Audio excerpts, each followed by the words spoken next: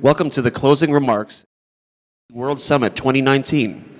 Please welcome Director of Institute Sustainability at BCIT, Dr. Jenny Moore.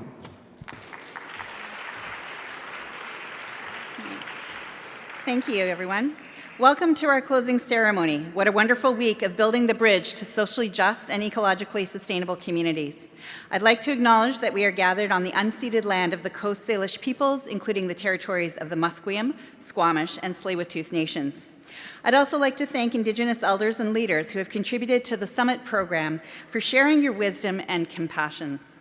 We have used the International EcoCity Standards to frame this summit's conversations. We explored how an EcoCity approach can achieve radical reductions in greenhouse gas emissions for climate stability at 1.5 degrees Celsius above pre-industrial levels. We learned about the circular economy and the necessity for reshaping our economy for the 21st century to enable everyone to live in a safe space.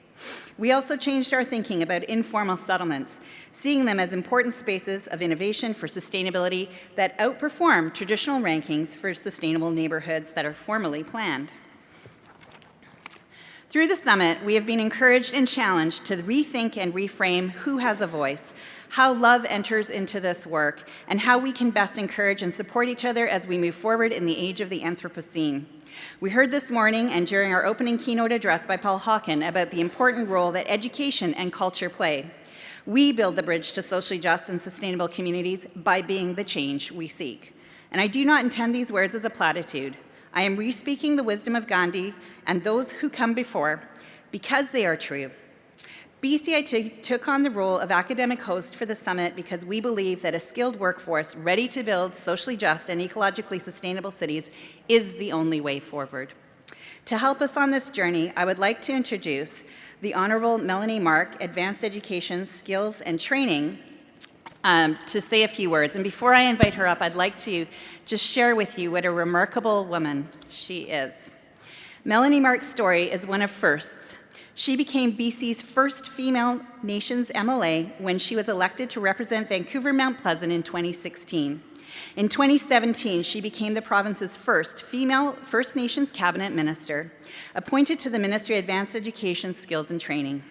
As the first in her family to graduate high school and complete post-secondary education, Melanie knows the transformative power of education. She is committed to breaking down barriers to education at all access points. Melanie is Nisga's Jitsans Cree, Ojibwe, French, and Scottish. She has deep roots in northern BC and grew up in the projects of East Vancouver. Before entering politics, Melanie advocated for youth in homelessness, sexually exploited children, and Indigenous peoples in the justice system. She co-founded the Vancouver Aboriginal Community Policing Centre, led a national project with Save the Children Canada, and served as an advocate with the British Columbia's Office of the Representative for Children and Youth.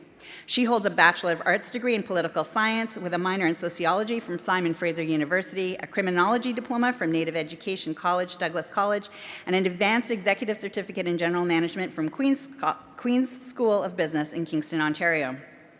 She believes it is our collective responsibility to disrupt the status quo and inspire this generation to be the innovators, change makers, and leaders of tomorrow. Her most important role, of course, is being a proud mother to Michaela and Maya with her husband, Cassidy. I'm sure you will agree we could not have a better qualified person to say words on behalf of the government. Please help me welcome the Honorable Melanie Mark, Minister of Advanced Education, Skills and Training, to the stage.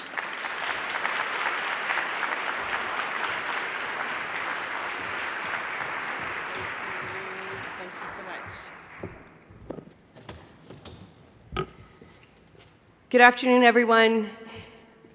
Simgiget, Sigidamanak, Gibud Wiltsuk. In Niska, I'm saying, chiefs, matriarchs, leaders, it's my honor to be here with you today. Thank you for the warm welcome and following protocol, acknowledging the Indigenous peoples that have been the caretakers of this land for thousands of years, members from the Musqueam, Squamish, and Tsleil-Waututh First Nations. Tuxieism means thank you. Thank you for inviting me to have an opportunity to be here to send greetings on behalf of our provincial government. Premier John Horgan, I want to acknowledge any elected officials that are here, and my colleague especially, Minister Selena Robinson, who will also be sharing the stage with you. Thank you for being here. And I recognize that I am the speaker after lunch. You've had a robust, rigorous week gathering, debating, sharing and collecting ideas on how to solve big, complex problems. So in politician school, we're often taught to give maybe a 20-minute introduction and then get to the speech. I'm kidding. I know that I have 5 minutes. So what do I say as minister? I don't want to bore you with my day job, but I will share with you that I have 4 pillars in my mandate. Public post-secondary institutions, represented by BCIT. Thank you for being here, and all of the other institutions that are here. The Industry Training Authority, which is responsible for all of the trades. The Workforce Development Agreement, which is helping people enter the workforce or help with upskilling. And then our government made a commitment to TRC, the Truth and Reconciliation Commission, to advance the rights of Indigenous people in our province. So with that, I don't want to bore you with my day job or my passion for a passive house or net zero buildings or the trades and how we're going to solve big, complex problems. But I want to share with you, as a Niska person, as a Gitxsan person who grew up in the city. A lot of Indigenous people are moving from their traditional territories to live in cities. I grew up in the projects of East Vancouver, as was noted in the introductory remarks. And I really want to emphasize 3 themes to leave with you, a takeaway for you to think about. How valuable is it, how important is it to thread poverty reduction strategy with reconciliation and helping kids in foster care? Is there a theme that links those 3 big issues together? And in my view, as a minister who gets to travel all over the province and meet people that are living in poverty or trying to turn the economic prosperity of their communities around, we know that education is the great equalizer. So education has to be in everything that we do. As minister, tech and trades is in everything that we do. But to answer the question, when we think about green cities and the principles of eco-city and having socially just and economic, sustainable urban environments, food safety, you can't have that if you don't have food in your fridge. You can't have prosperous communities if you are poor. And we leave people behind by not making education accessible. So I wanted to share one of the proudest things that we've done in government. We made it free for former youth in care who lived or grew up in the foster care system to go to post-secondary. And with that, 800 young people are now getting a brighter future.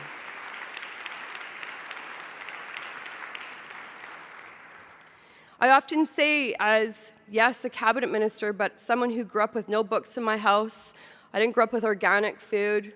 We didn't have a Tesla parked outside. And I don't say that with any disrespect. We were hustling to get the bus. Sometimes we had to walk because we didn't have bus fare. If we don't bring people along that have traditionally not been at the table, we are not going to reach the objective that we are all trying to achieve. We have to bring marginalized people to the table. We have to include Indigenous people at the table. I don't know if you know what an oolakan is, but in our culture, the oolakan is a very, very important smelt fish. In our family, we eat them smoked, dried, half-smoked, you name it. There's all sorts of ways to eat an oolakan, but we eat the whole thing. Head to tail, fin to fin, it doesn't matter. We don't let anything go to waste. I believe that the values of Indigenous people, we need to be leaning on those values to help us advance for the future and not have Indigenous people as passive bystanders, but active participants in solving these big, complex problems.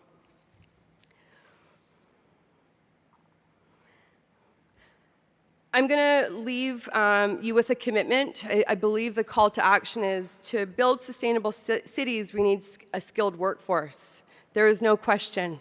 As minister, I need everyone studying as electricians, Pipe fitters, you name it. We can't, I was at BCIT last week thanking the new pipes, thanking the new drainage.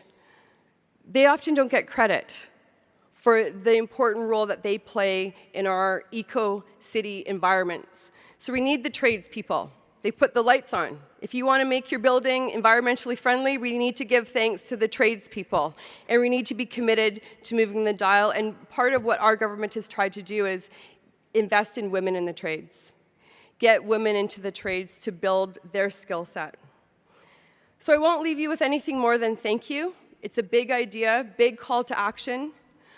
But in 2016, I became the first First Nations woman to ever get elected in BC. So I believe that change is within reach, and I believe that we can do many, many things in our communities if we paddle together. That is code for partnerships. Safe travels home. Thank you for your commitment to making communities stronger and lifting people up. Hawa.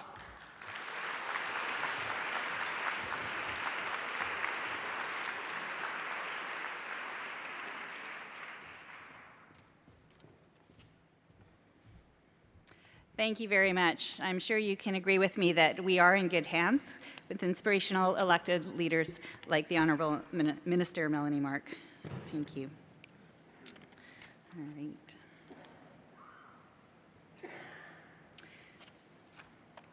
You know, hosting a World Summit like this takes a lot of work. We have over 60 volunteers helping us this week, and I think you will agree that they have done an excellent job. Please help me thank our volunteers.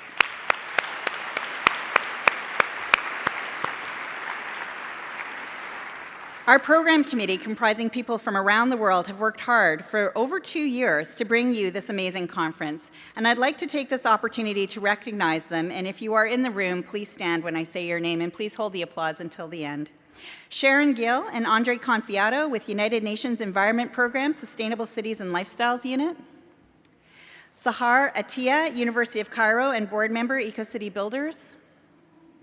Rick Smith, Wayne State University.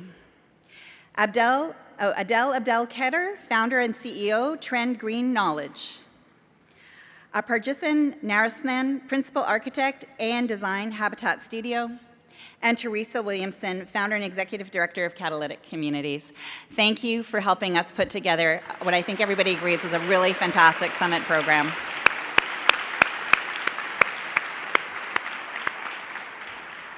And of course, an event of this magnitude cannot happen without financial support. And although I've already thanked our sponsors at the beginning of the summit, I would like to also acknowledge their generous support one more time, including Stantec, our gold level sponsor, Urban Solar, our first sponsor, along with the Noviar Construction and Dirt, Toyota, and the Vancouver International Airport Authority at the silver level, our bronze level sponsors, Ellis Dawn, Dialogue, Polytechnics Canada, BC Hydro, the Real Estate Foundation of British Columbia, Perkins & Will, Concert Properties, B&H Architects, Canadian Mortgage and Housing Corporation, Kasian Architects and Interior Design, Lafarge Cement, and Kiewit Corporation. I'd also like to acknowledge our academic partners, Royal Roads University, New York Institute of Technology, Capilano University, Langara College, University of British Columbia, the Gustafson School of Business at the University of Victoria, Northwestern University, the School of Community Resources and Development at Arizona State University, the University of Saskatchewan, and Simon Fraser University. These are all institutions, corporations that are committed to being on a journey with us together as we build a better future. And now I would like to invite our summary panel of rapporteurs to the stage to share with us their reflections of the summit. Would Richard Register, Deborah Roberts, Julian Ageman, and Sharon Gill please approach the stage?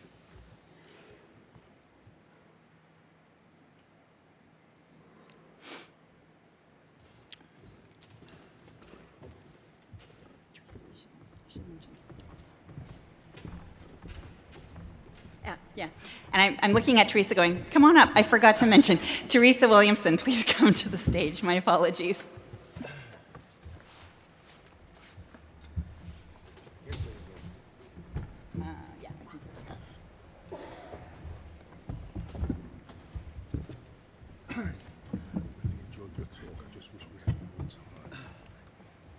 All right.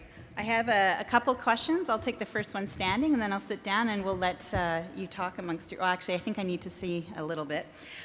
So we always do a reflection at the end of the summit with the people who have also contributed to the program. And I'd like to start off by asking the panel, what stands out for you as compelling insights from this edition of EcoCity 2019?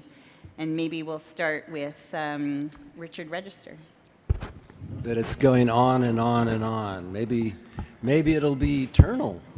That would be very nice. When I did the first International EcoCity Conference, I got a cold last night, by the way, and then shortly after that, Paul Downton picked up on the second, and then I said, wow, here we have Paul, stand up a second. You deserve recognition here. When Adelaide, Australia hosted a conference, then it was the beginning of a series, and that was, I'd hoped for that. I called the first International EcoCity Conference the first International EcoCity Conference, and we had 12 countries represented, which is pretty good for a start. So this is a dream come true, you know, here it is 29 years later, has a life of its own. We've had approximately 10,000 people involved in these conferences, all added up. Changed the lives of some people entirely. For example, David Beach, EcoCity Cleveland. It's a nice influential organization in Cleveland, changing Cleveland into the future. Other people have left these conferences and done some fantastic things, and I think that's what I cherish most, is that they do have some influence, and that's very exciting. So thanks, everybody. Go out there and keep it going.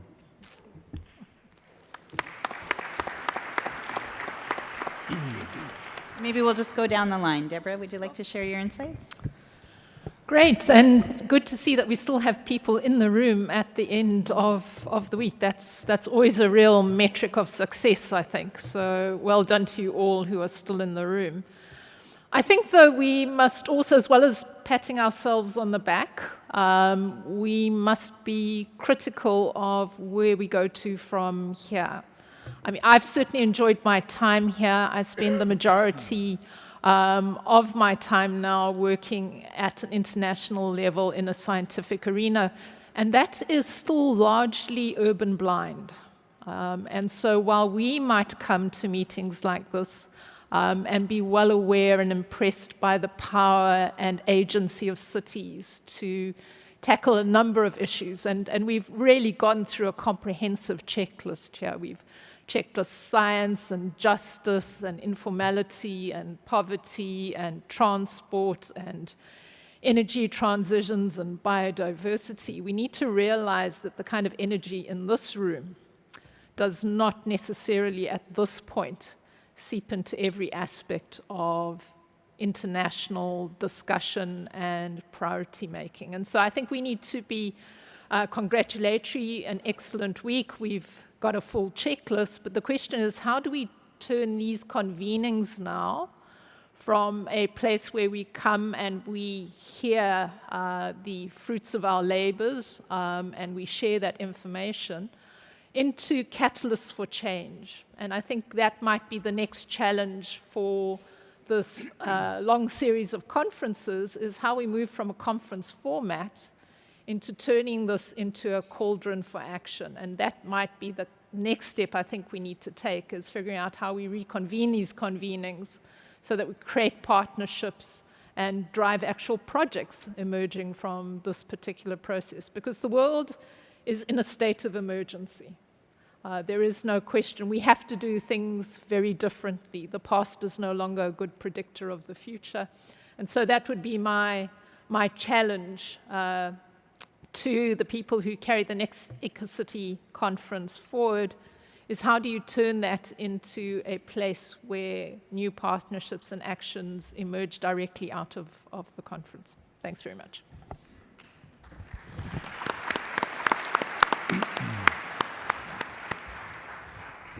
Thanks, Deborah. And yeah, I'd like to pick up on one of my sort of feelings about conferences is they make you feel great and they make you feel bad, and that's okay.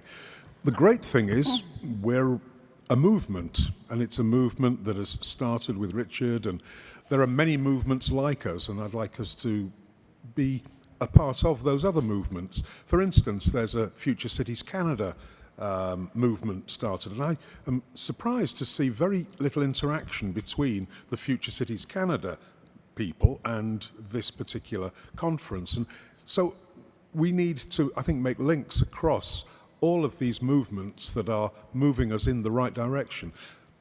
That's the good news. The bad news is we still have a long, long way to go. And I want to explain through my idea about becoming and belonging. And for those of you who are in my talk, I think you'll understand that we're very good about what we can become. The Eco-Cities movement is driven by what we can become: more smart, more ecological, more resilient. What we're not so good at is belonging. And the minister really, I think, nailed it. She talked about getting more people in the room, getting more people who feel part of who we are, giving voice to more people, listening to those voices and actioning the ideas that they have. So I saw a tension in this conference between the people who are talking about becoming, all these great ideas of science and technology that we know how to do, but what we're not so good at is who belongs, and how do we increase belonging? How do we increase recognition of different groups in society? How do we reconcile? How do we do that in constructive and pragmatic ways?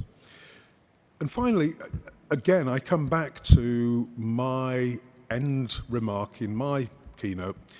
Social justice never simply happens. It cannot be implicit.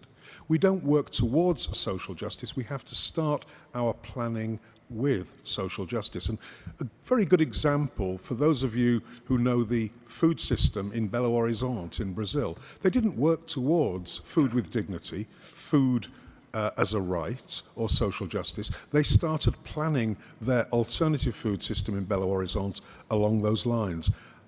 There are no cities that will get to social justice unless that is the goal. It is not a spin-off. It's not a pleasant side effect. It has to be the focus. And I urge us to bring together our desire for what cities can become with really thinking deeply about who belongs in our cities and who is given a right to the city.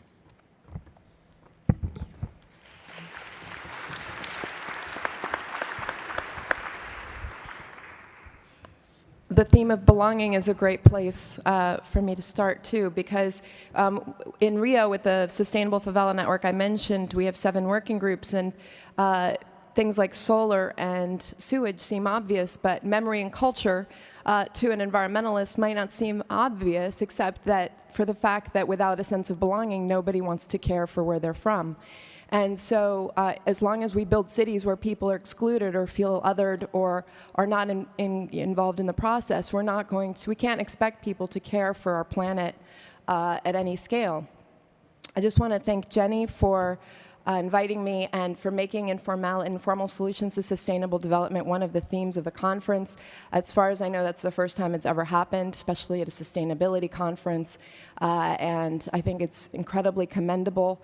I've noticed a process in the last couple of years, a trend to growing recognition, which I think was palpable here. I think that we have to recognize that the label of what we think of as informal is actually the way human settlements evolve organically, and we can't deny those settlements. It's our own human organic form of development. That's why places like Santorini or Valparaiso or most UNESCO World Heritage Sites were actually informal settlements that developed over many, many generations. And whereas we value those, right, we ignore the potential of the third of humanity that currently live in these settlements and cities and are building the city against all odds, against all pressure, and just trying to find their place, their belonging in the world. There's a double standard if we think as planners about things like tactical urbanism, right? Or dangerous playgrounds are now a trend in some wealthy cities, or the idea of maker spaces or hacks, right? These are all terms that we use that are trendy for processes that in informal settlements are completely natural. And I just want to encourage also people to think about when we say the word poor, we call people poor, label the word poverty. I want to encourage people to be explicit, financial poverty, because otherwise we're labeling entire communities as valueless. When we all know, everybody in this room knows that lack of income has nothing to do with the value of people. But as long as we use that term, I think we're perpetuating a certain standard of perspective. And then I think we need to think about these things going forward, and also the asset approach, right? We heard from several people here, like Heba from Cairo and Eliana from Favelas of Mare in Rio, talking about how when you look at informal settlements through their approach, it's because the reason they seem like there's so much going for them is because those are people that are looking at them through an asset-based perspective. They're looking for what those communities offer. And then, of course, we see the challenges, and we work from there to develop solutions based on those community qualities. Finally,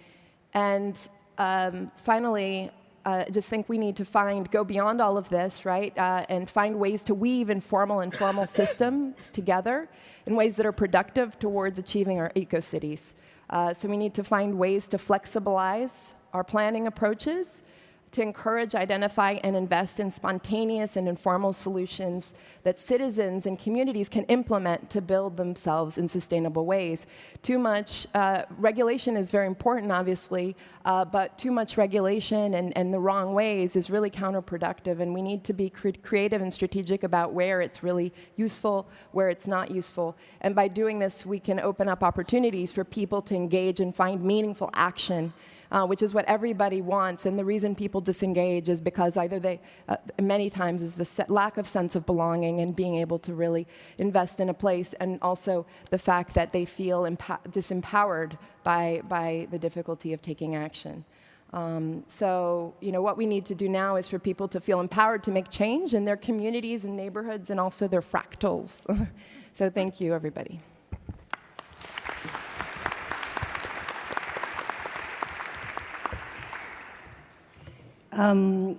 As somebody from the United Nations Environment Program, I was really pleased to see a resonance to our advocacy and work to bridge science and policy. And it was encouraging to have scientists, academics, and practitioners connecting with each other, and to see that there was a process where everybody was co-developing solutions. Technology was made in a way that could be understood by practitioners, and at the same time, practitioners reaching out to the science community. And I can see that this trend is happening across the world, and this is something that, that we really believe in. The second thing that I thought was important and kind of repeated, it was a question that was raised repeatedly during the conference, was the idea of women and gender and sustainability. And it really gave me a lot of food for thought, because I have 2 daughters, and thinking about it, how a lot of household consumption is led by women, how educating women in developing countries would have a huge impact in global demographics, how our food systems and diets are going to be largely influenced by how women are being incorporated into the decision-making process. I thought that was a very important part of the conversation, and I'm very grateful for those who have raised the questions when this aspect was not within the conversation itself. I wanted to raise this because this is something I think that it's important that when we talk about sustainability, that this question is not forgotten, that the leadership of women around the world should be acknowledged, especially since we need to shift a little bit the power dynamics and to not only empower women, but also to recognize the men that provide opportunities for women leaders, and to recognize mentors that actually provide value to the work of young women. So to that, I would say that as somebody who would usually talk more about the science part of things and technology, this is a gap that I hope that we can continue to address in our work. Thank you. Thank you. So thank you to our panel. All of you were speakers in our keynotes for sharing with us the insights about how important it is to not just have the conversation, but find ways to bridge the gap to implementation, to make sure that becoming is the essential focus point, that the pathway to sustainability is through that lens of social justice and equity, that people who are already living in informal settlements that have created all the settlements in the world today have the essential knowledge that we need and the insights that we need to shift in terms of stop looking at what's not working and start looking at what is actually working really well, and how do we support and make more of that happen, and finally making sure that all the voices are at the table, including representation from women leaders, youth. This has been the whole thing around Indigenous people who have typically not been in the seats of power, but are increasingly claiming their right to those leadership voices. And so with that, I would like to now, so thank you formally, thank you panel.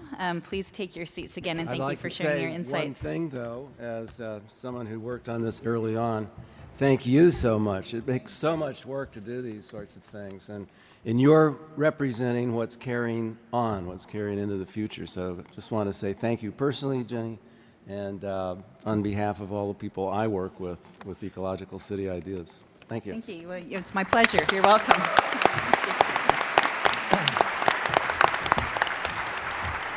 Thank you, Richard.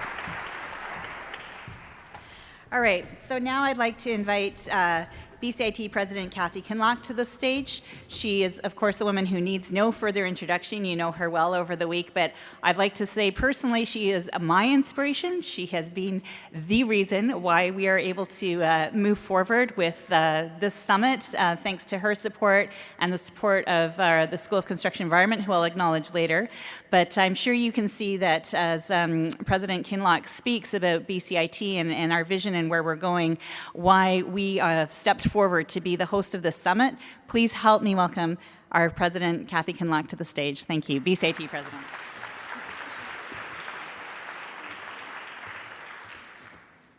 Thanks, Jenny, and thank you as well to our wonderful panel who just left. Richard, I'm not sure where you are seated at this time, but congratulations on starting this entire EcoCity, and look how far it's come in this space of time. I can't believe that our week is almost over and time together has come to an end soon. And I hope you've all enjoyed the summit and as much as I have, and that you're feeling inspired by something that you've learned as well as challenged as we go forward. There are many challenges before us, I know. I promised that each time I spoke, I would share a story, and so I'd like to do that today. One last story about sustainability at BCIT, but it's not the end of the journey, it's our beginning. This one is particularly appropriate, I think, for today because it's future-oriented. Each year, our School of Construction and Environment leads a 2-day challenge for our students, with faculty support bringing these students together from various programs.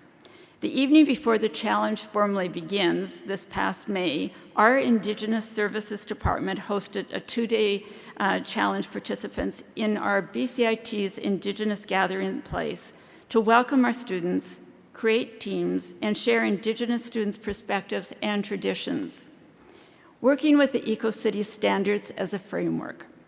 This year's assignment for students was to activate BCIT's South Campus, which is just one of the few underutilized and semi-natural areas on our 140-acre campus. Activation would actually facilitate a better east-west connection across our campus and ideally engage and educate the public as well about our applied learning and innovation focus. So these students worked so enthusiastically for 2 days. They don't sleep, they don't eat. Well, I think they eat, but they don't sleep for sure. And they created plans and designs for a wetland with a raised walkway in the South Campus forest. These plans in 2 days included interpretive content, including electronic tags that ping your phone to provide information about the various trees and plants in the South Campus forest. And it would facilitate a self-guided tour, electronic tours for the public and members of our campus community. The submissions were reviewed by experts, an expert panel of judges from both faculty and industry, and they're tough. And they judge those, but they love the idea and the concepts put forward. In fact, we loved it so much at BCIT, it's now been funded and approved by Dean Wayne Hand, who's sitting down here smiling, and so he should be. And we're working with campus planning to make it a reality, hopefully starting later this year. Congratulations, that's just an example of a great collaborative program. This kind of collaborative problem-solving, applied learning, we call it, is typical at BCIT and gives our students a chance to roll up their sleeves and work on real planning, in this case, and an environmental challenge. But we plan to much more in collaboration across these same disciplines for a new Center for Ecological Restoration and Climate Adaptation, possibly in the same part of our campus. This new center, which we've already named CIRCA, will incorporate social, economic, and environmental sustainability under one green roof, and will also house the first graduate ecological restoration program, a Master of Science, we offer in partnership with our fellow institution, Simon Fraser University. Our successful Bachelor of Science in Ecological Restoration, and our renowned BCIT Rivers Institute, and you heard from Mark earlier this week. Through CIRCA, we will deliver ecological teaching and training modules in First Nations communities across BC, so that Indigenous students don't have to leave their communities, which are sometimes so remote, to live in the Lower Mainland, which can be a barrier, as we know, to Indigenous post-secondary education. This initiative, we believe, will provide local, national, and international leadership, as well as on-the-ground solutions.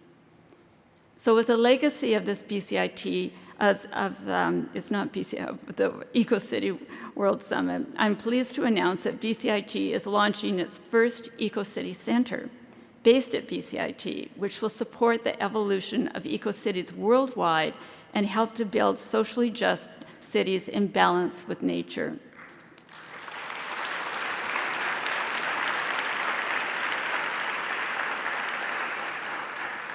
Led by Dr. Jenny Moore, no other than, it will support applied research and provide tools, metrics, expert planning and policy advice, training, and other services that cities and their partners need to become genuine eco-cities.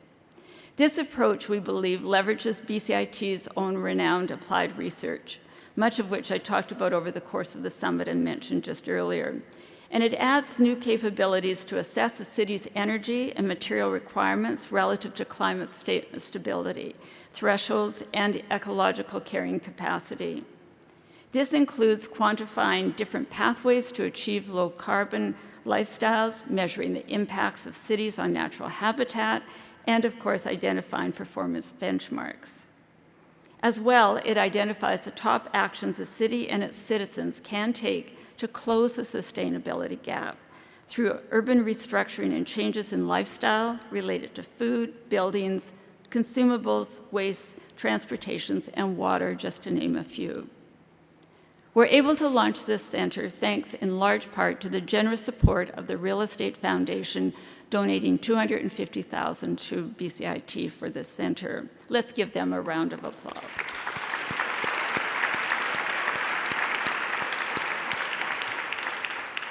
This gift also will allow us an online version of EcoCity Footprint tool, which helps cities understand and lighten their ecological and carbon footprints, and the related Lighter Footprint app. I'm thrilled to see that we were able to launch these tools earlier this week as part of our pre-summit program. Now, just to give you a little bit of background here, Jenny has been working with the City of Vancouver since, as you heard the other night, 2008, to develop and track their Greenest City 2020 plan's Lighter Footprint goal. And based on the success of this work, in 2017, the Urban Sustainability Directors Network, an organization representing over 300 municipal sustainability directors across North America, awarded Jenny an Innovation Fund grant to pilot her EcoCity Footprint tool with 4 BC municipalities: Vancouver, North Vancouver City, Victoria, and the District of Saanich. That's pretty awesome.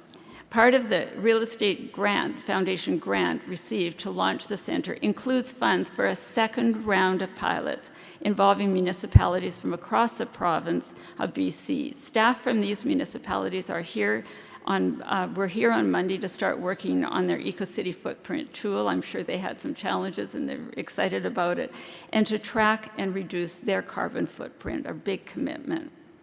Of course, being biased and based on as a post-secondary institution, the center will have an academic focus. And BCIT is developing a multidisciplinary master's level credential in partnership with other global academic institutions, with 1 term completed at each of the 4 institutions to provide curriculum required to support all EcoCity standard knowledge areas. Thank you, Jenny, for your leadership on this, and once again, thank you all for engaging here with us at EcoCities World Summit. It's been a pleasure to host you, and I can't wait to see you in our next location. Thank you.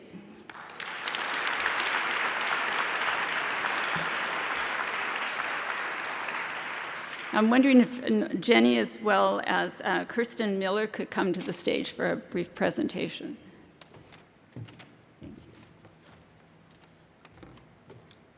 It's Kirsten. Oh, she's going to just...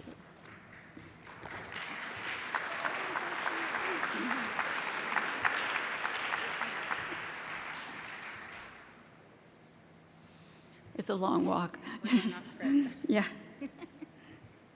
So as Kristen's coming, please join us.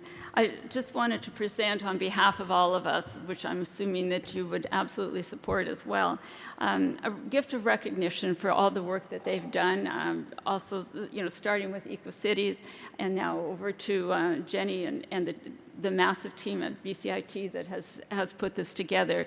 But it takes leadership, and we have 2 key leaders with me and on stage, and thank you so much. Thank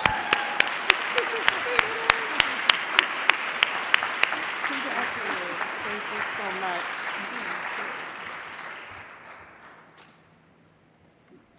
Thank you very much. Thank you. Okay, we have a quick Picture. Okay. All right, sorry.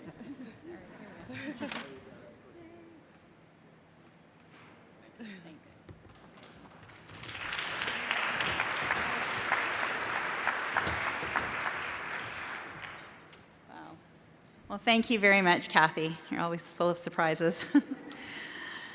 I just want to make a quick announcement at the end of our closing ceremony. We'd like to commemorate this moment and ask everyone to please proceed into the Jack Pool Plaza.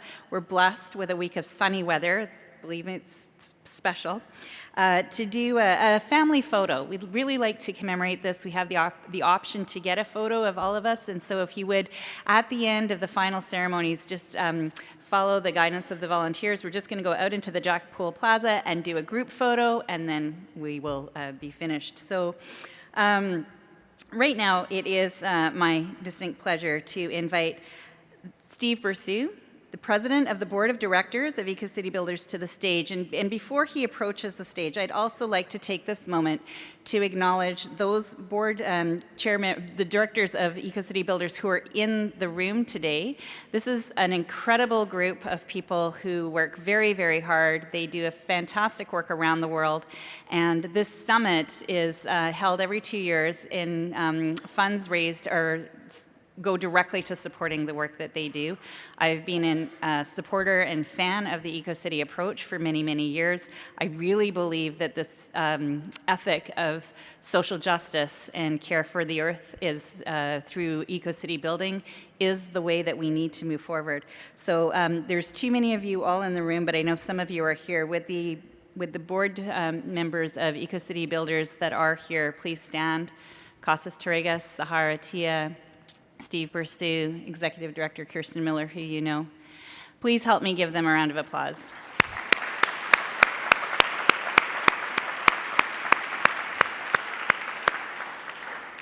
And now I'd like to invite Steve Bursou, President of the Board of Directors of EcoCity Builders, to the stage.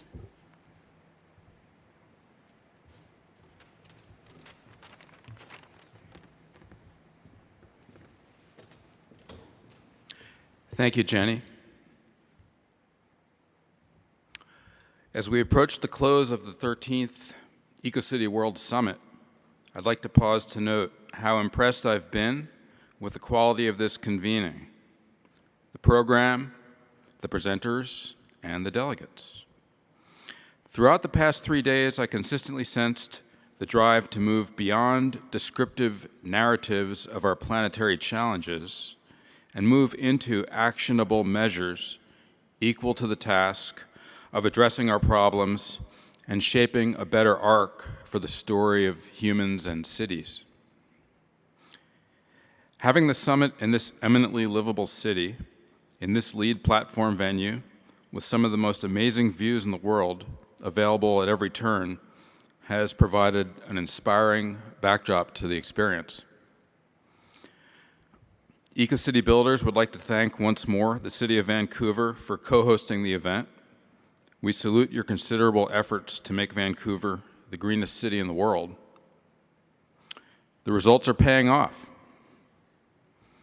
We also want to thank International Conference Services, ICS, for keeping the event running smoothly throughout, including the very helpful and paper-saving conference app.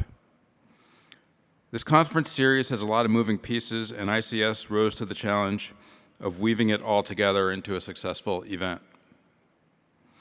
We want to sincerely thank BCIT and the Summit Steering Committee for making the Summit's vision a reality.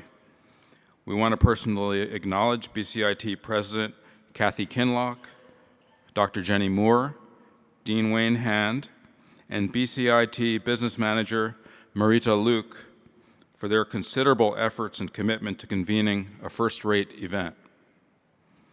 There are many more people who are also instrumental in making EcoCity World Summit 2019 a success. I don't have time to list everyone, but rest assured, EcoCity Builders is aware of your efforts, thanks you, and would love to keep in touch as part of our ever-expanding list of friends. I'm now pleased to make several announcements concerning new developments and upcoming milestones for the EcoCity movement. First of all, we're delighted to announce that the city of Lahti, Finland, recent winner of the Green Capital of Europe Award, will be hosting an EcoCity forum with EcoCity Builders next year during September 9th to 11th, 2020. The theme will be Tools for Low-Carbon Lifestyles, and will feature Lahti's personal carbon trading app, plus other international methods and tools that support one planet living. The event will be held at the distinctive Sibelius Hall, a facility combining modern wooden architecture and old industrial history beside the beautiful Lake Visijärvi, I'm sure I'm pronouncing that wrong, in Lahti, which is less than an hour north of Helsinki by rail. You're warmly invited, encouraged to join us next September in Finland. Next, I'm also pleased to announce today that there is a candidate for a new EcoCity standard under the EcoCity Framework's biogeophysical pillar, and that is sound quality relating to the urban soundscape, noise pollution, and so forth. This proposed new standard is backed by extensive research and development led by Professor Maureen Connolly at the British Columbia Institute of Technology. This proposal has been under discussion since the previous EcoCity World Summit in Melbourne and was further vetted here at EcoCity 2019 during one of the pre-summit workshops led by Dr. Connolly and the City of Vancouver. So stay tuned for more about that. I'll close there. I do have one further very important announcement, so you'll hear from me again in a few minutes. Thank you.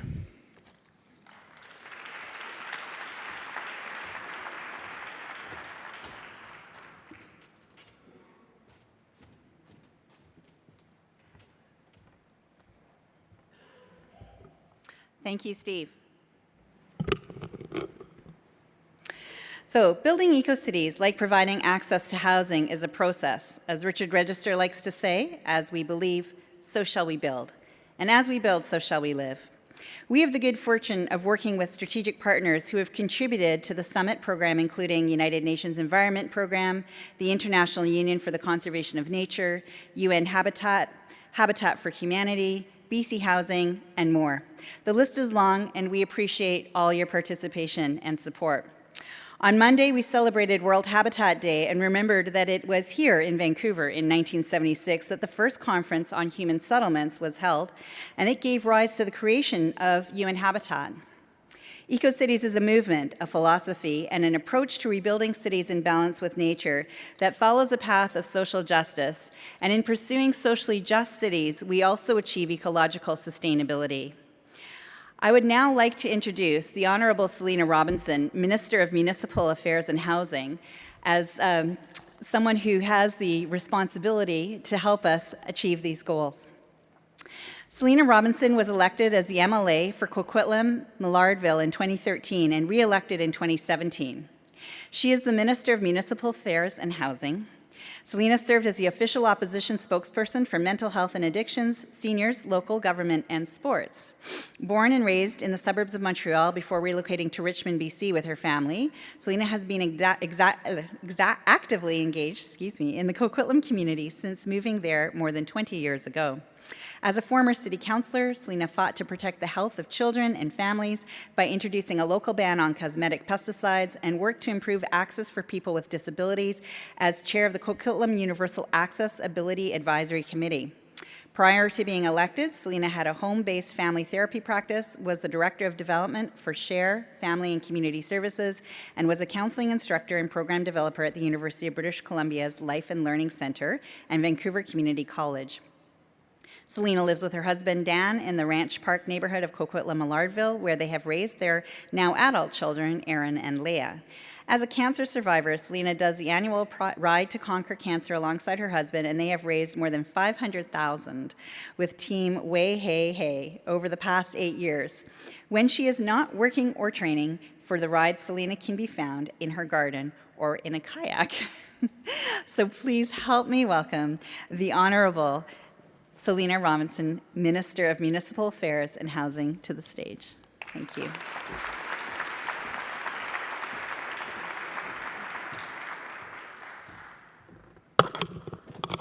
Well, good afternoon. Thank you, Jenny. And thank you all for still being here on a beautiful Friday afternoon. It is my honor to be here today on the traditional territory of the Musqueam, the Squamish, and the Tsleil-Waututh peoples. And I'd like to thank BCIT and the City of Vancouver for working with EcoCity builders to bring this important summit to Western Canada for the very first time. I had the opportunity to listen to the panel, and there's one statement that was made that really stood out for me, and it really touched me and reminds me of what I'm trying to do and what our government's trying to do. And it's without belonging, we can't expect people to care where they come from.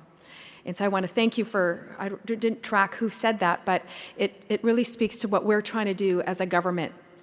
And I'm very proud to be part of John Horgan's government, a government that understands that the climate crisis is here and that we need to be taking action. Actions that build caring, connected, and resilient communities and help look after this planet we all call home. As BC's Minister for Municipal Affairs and Housing, I have the incredible honor and responsibility to work on these issues every day. to work with local governments, whether they're urban, rural, or remote community leaders, to work with indigenous communities, to work with the private and the nonprofit sectors to meet the economic, social, and environmental needs of communities that are varied right across this tremendous province that we call home. And as you know, this work requires us to think systemically about integrating land use planning with services and transportation so that we can build neighborhoods that work for people, so that they can find a sense of belonging, a sense of being connected, a sense of ownership that can then reduce our carbon impact. And housing is at the core of this work, because without good, safe, secure housing, it is absolutely impossible for people to thrive. That's why, as a government, we're making the biggest investment in housing in BC's history to build 114,000 homes over 10 years. And as we're building these homes, we need to be using innovative and sustainable approaches, which is work that we're doing through the BC Energy Step Code. We're also empowering communities to start using mass timber technology to build taller wood buildings, buildings that are better for the environment and will create new opportunities for forestry communities in the interior and coastal communities of our province. We know that affordable and accessible transportation is another foundation of a thriving and sustainable community. Our transportation networks should make our communities more affordable and accessible. It needs to get us out of gridlock and needs to lower our carbon footprint. Now, Metro Vancouver is a place where 1 million more people are expected to move here in the next few decades. It's also home to North America's busiest and most efficient transportation system, serving millions of riders each day. I actually took the SkyTrain out here. I live in the suburbs, about 40-minute drive, sometimes an hour and 10-minute drive, depending on gridlock. And so I don't drive, I take transit. And I came midday, and the trains were packed. And that's a good thing. It means that there's desire for more. And it's this network of buses and sea buses and SkyTrains and commuter rail and roadways and pedestrian routes and bike paths that is the result of partnerships. It's the result of federal government and provincial government and regional governments and local governments, including my colleague here, Deputy Mayor Pete Fry, will be speaking to you shortly, working with all of our local government officials to make sure that we are addressing the issue of effective and efficient transportation. So together we're working on a transportation vision to make sure our region continues to be a great place to live, to work, to play, and to learn.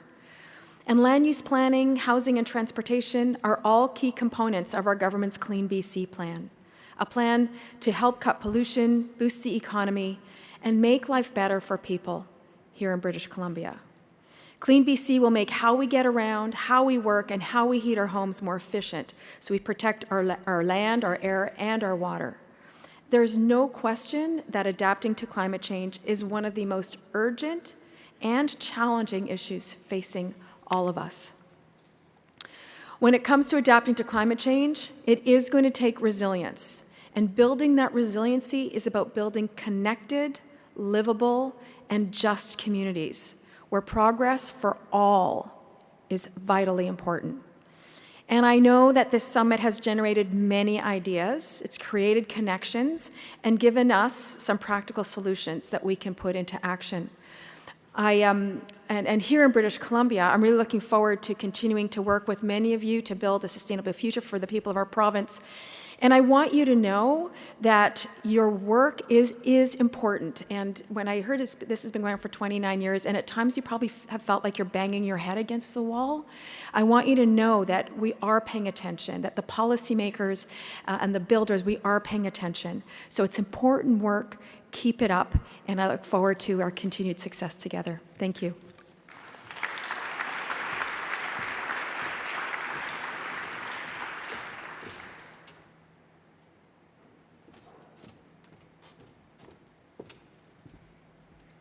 Thank you, Minister Robinson. And now I'd like to introduce Deputy Mayor Pete Fry, but before he takes the stage, I'd like to do a little more personal introduction. I've had the honor to know Pete for actually 30 years, about as long as EcoCity World Summit's been going. Deputy Mayor Peter Fry, also serves as a counselor in the City of Vancouver, has a background in community development, advocacy, and communications. A first-term counselor, he is committed to a more open government, collaborative community engagement, and a thriving and resilient city comprised of complete and equitable communities.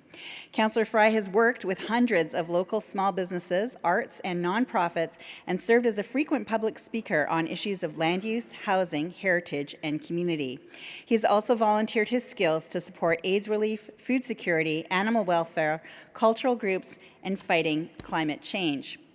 And I know that you've heard him speak before, and I can say he's very comfortable in this environment talking about these issues because it's really something that he's dedicated his entire life to advance. So it gives me great pleasure to welcome Deputy Mayor of Vancouver, Peter Fry, to the stage. Thank you.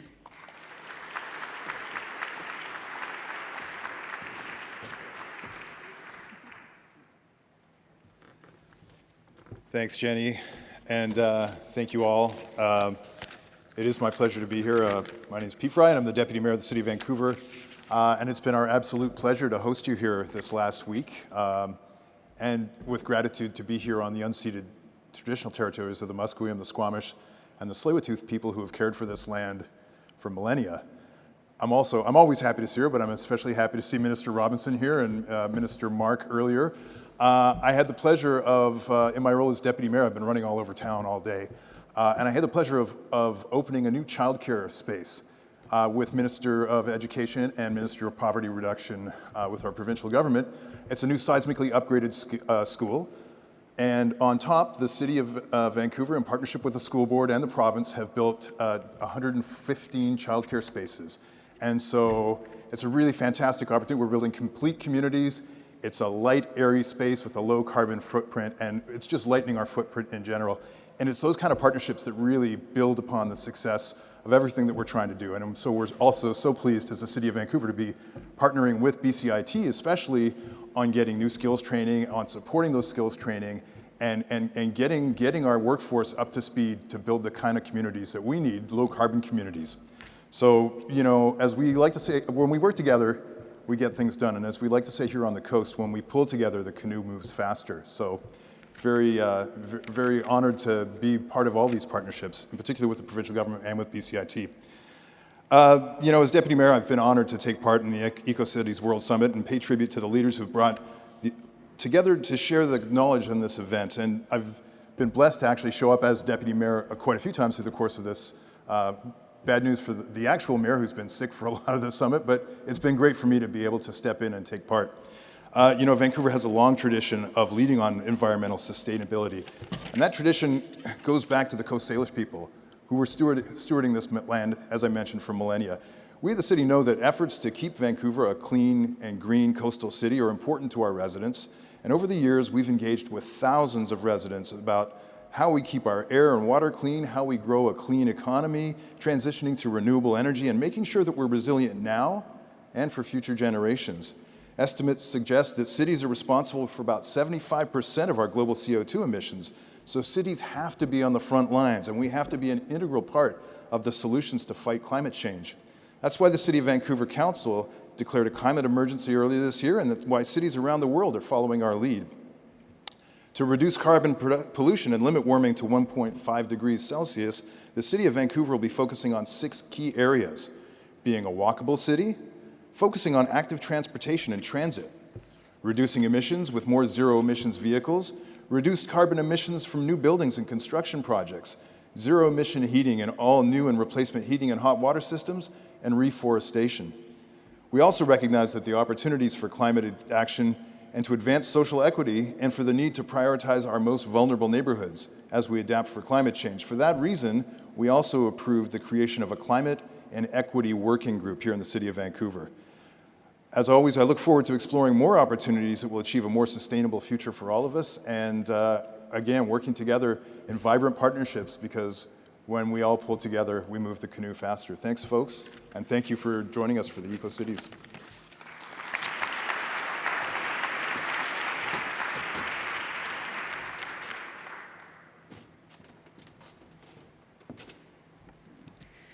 Thank you, Deputy Mayor Pete Fry. And you know, the role of the host city is essential to the success of the Eco-City World Summit. And Vancouver has really been an outstanding partner. They have, through their efforts to help organize a local committee of activities that's happened across the week. The City of Vancouver staff and the Sustainability Office in particular, Doug Smith, supported by, he's the Director of Sustainability, supported by Brad Bedelt, the Assistant Director, and Jennifer Wall, all in the Sustainability Office, have been tremendous. Karis Hebert, Susan Haid in the Planning Department with the Manager of Planning and Urban Design and Sustainability, Gil Kelly, who you heard from earlier today. And as well, they have brought together a group of additional partners, Science World, represented by Andrea Durham, the Vancouver International Airport Authority, represented by Wendy Avis, and City Hive, represented by Veronica Bailicki, who you also heard from, who led our youth caucus. So thank you very much, City of Vancouver, for really bringing it to the summit. We appreciate you very much.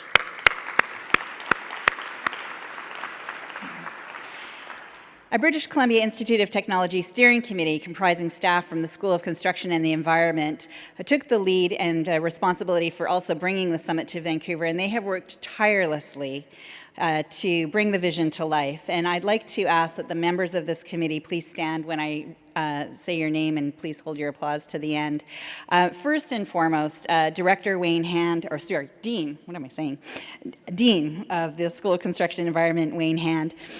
You know, it's really, when we had this crazy idea, it was about 4 or 5 years ago even when we were first approached. And he's been tirelessly supportive of this. I know it wasn't easy to take this on in addition to running one of the largest schools at British Columbia Institute of Technology, but Wayne Hand, I really want to personally thank you for your leadership.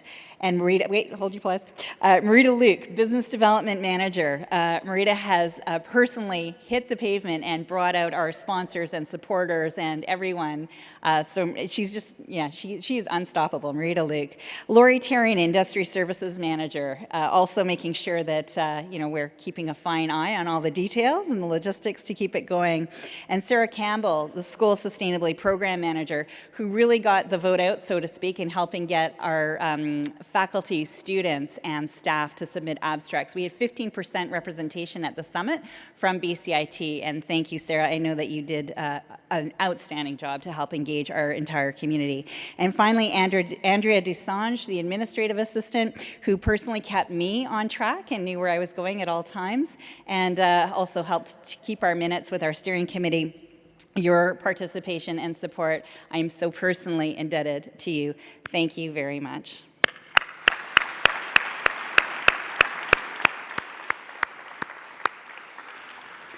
And then there are you, our delegates. Again, we would not be here if it was not for you and your efforts. You've traveled so far to help share your wisdom.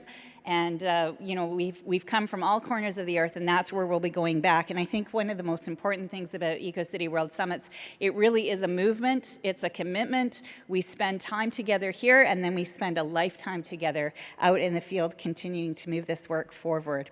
So please give yourselves a round of applause. It's so great that you came all this way. Thank you very much.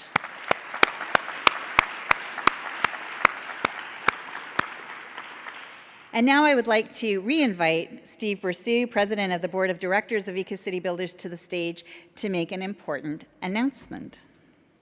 Drum roll.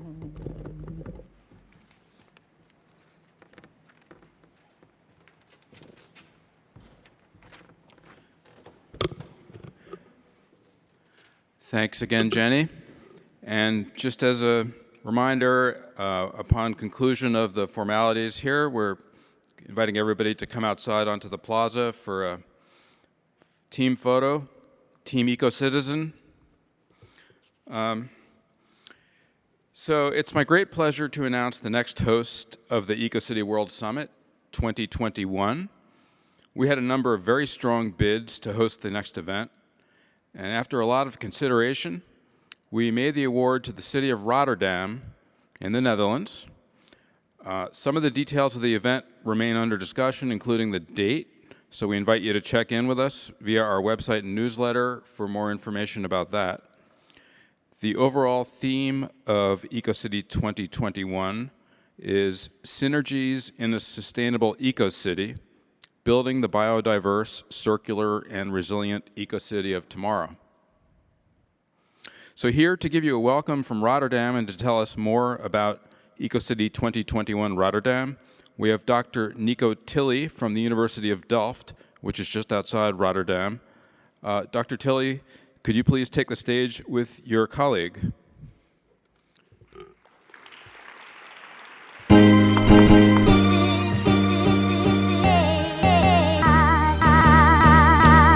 Please accept our warm congratulations.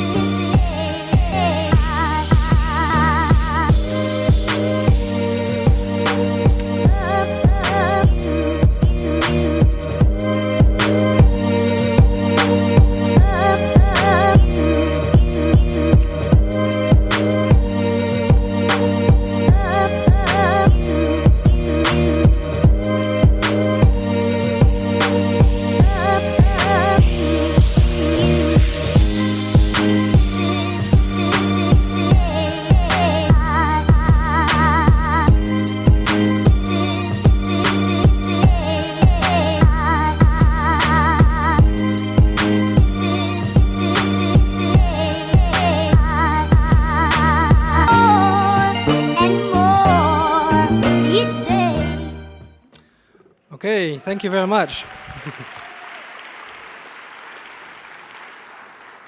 Thank you very much for the trust you have in us in organizing this next conference. But before I do so, I would like to begin by using the local tradition, which is acknowledging that we are fortunate to be able to gather on the unceded territory of the Coast Salish people.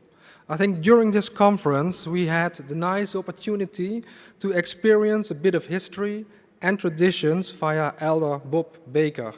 And I've heard many people in North America say, I want to go to Europe to visit these old cities because there's a lot of tradition, there's a lot of history.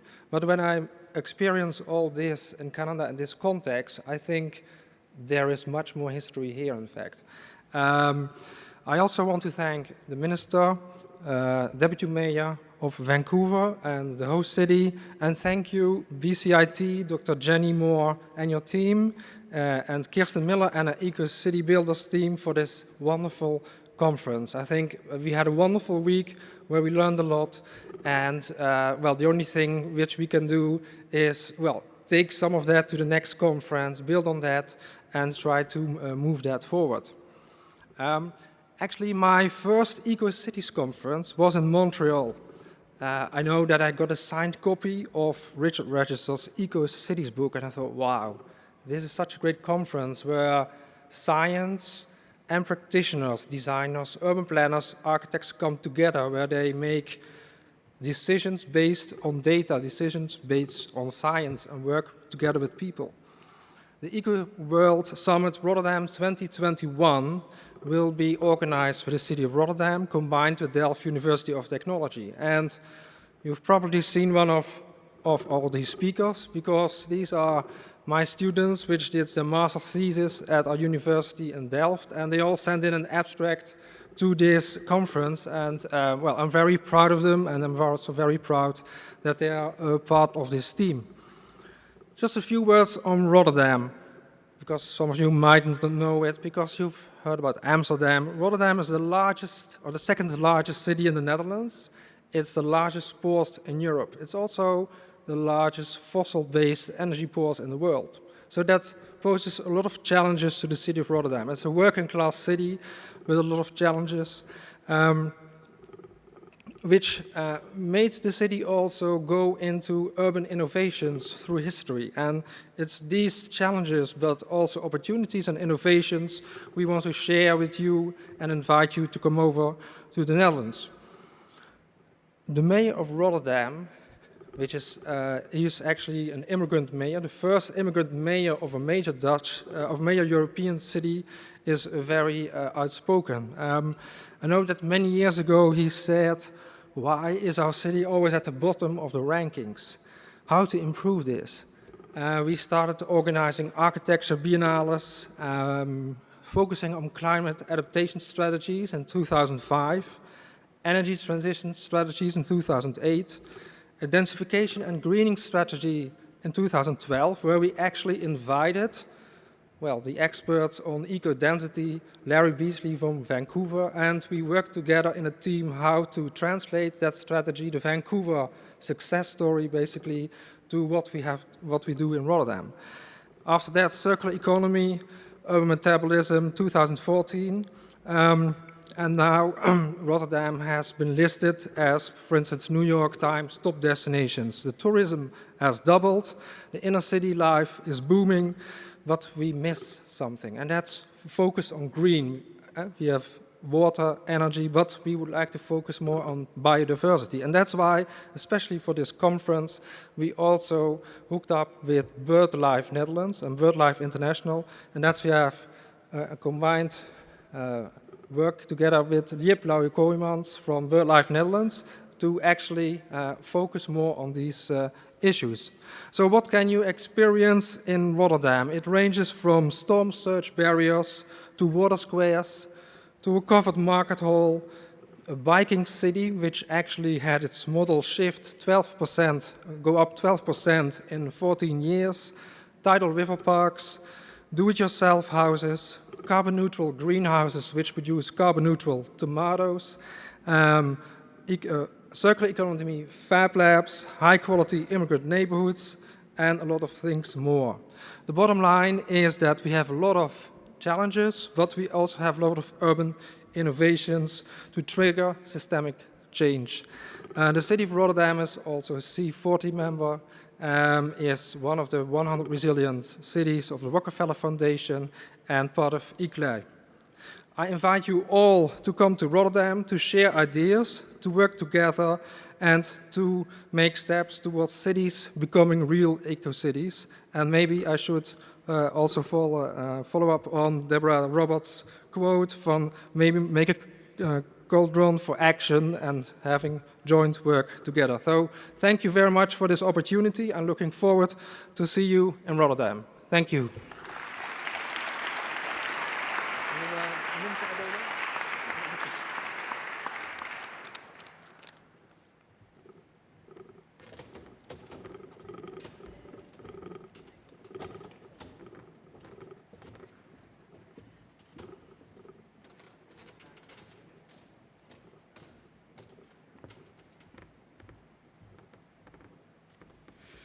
All right, I'm shaking their hand and smiling and saying congratulations. They have no idea what they're in for. It'll be great. All right, and so with that, I would like now to officially close this edition of EcoCity World Summit 2019 in Vancouver. And as I would like to invite you, while the sun is still shining on us, I wish you safe travels home and good fortune in the future. Please help us commemorate this event by forming outside in the Jack Pool Plaza. I think we can get out through the doors directly, but yeah, out there. So we're going to go out into the plaza. We've got a photographer who will go up and get a shot from the roof looking down on us. Please join us, and then that will be the end of that, and we'll post the photos so you can all see yourselves and commemorate this event. Thank you very much, everyone.